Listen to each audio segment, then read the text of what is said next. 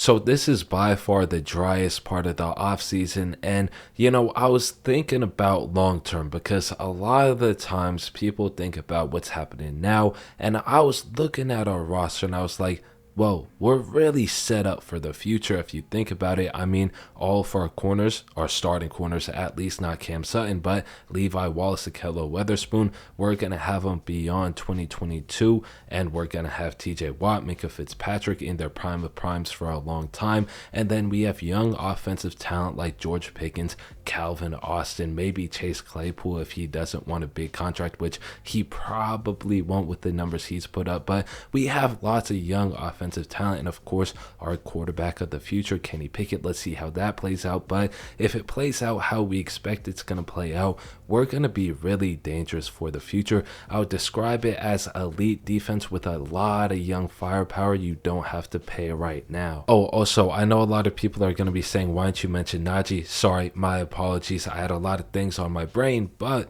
with that being said, it brings me to the subject that I've been wanting to talk about for a while.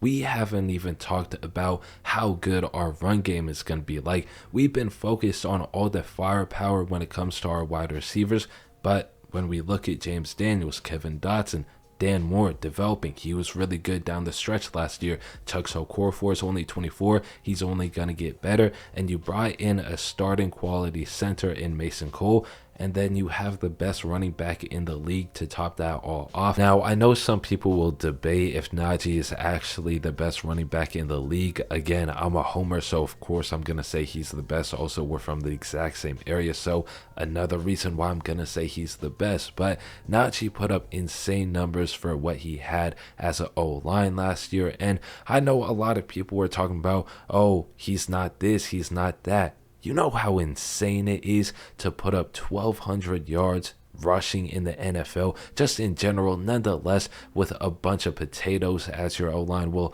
maybe not Kevin Dotson or Dan Moore, but Kendrick Green as your center, Trey Turner as your right guard. It's not easy at all. And we talked about Jonathan Taylor having a rookie wall in his rookie year. Derrick Henry had his rookie wall.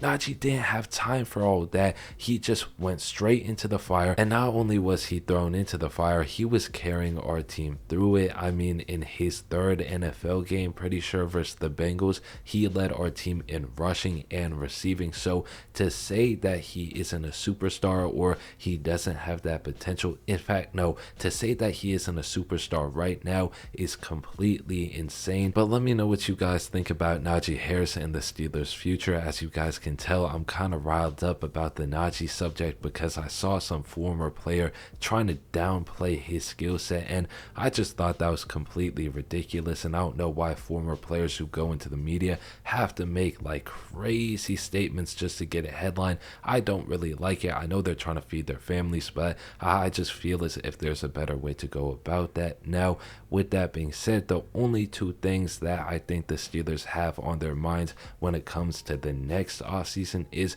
how well does Chase Claypool do, and do you have to pay him off of that, which again, I just don't think they'll pay Chase or Deontay. I think they can fill in wide receivers through the draft. And the other thing is Cam Sutton. Do you want to pay him as well? But that's a question for another day because I really don't have anything to answer that off of right now. But again, let me know what you guys think in the comment section down below. Hope you all enjoyed this video. If you did, I'd appreciate it if you'd subscribe. And that is it for me on this one. Peace.